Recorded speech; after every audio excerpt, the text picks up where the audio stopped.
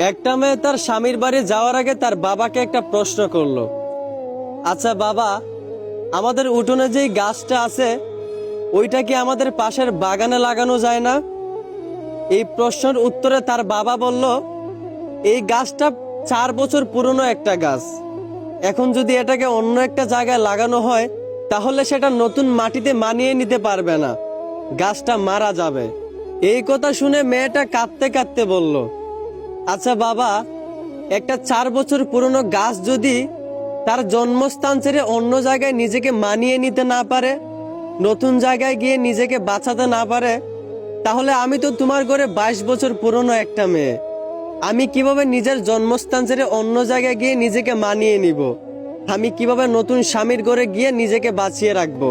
আসলে আমরা ছেলেরা মেয়েদের জীবনটা যতটা সহজ মনে করি ততটাও সহজ না।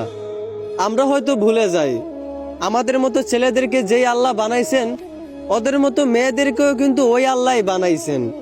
কারো জীবন সহজ কারো জীবন কঠিন বাবা, এটা কিন্তু ঠিক না। নিজের জায়গা থেকে সবাই সমান। অন্যের জীবন সহজ ভাবার আগে একবার তার জায়গায় নিজেকে দাঁড় করেন, তাহলেই তার কষ্টটা তার পরিস্থিতিটা আপনি বুঝতে পারবেন। আশা করি আমার কথাগুলো বুঝতে পারছেন। ধন্যবাদ।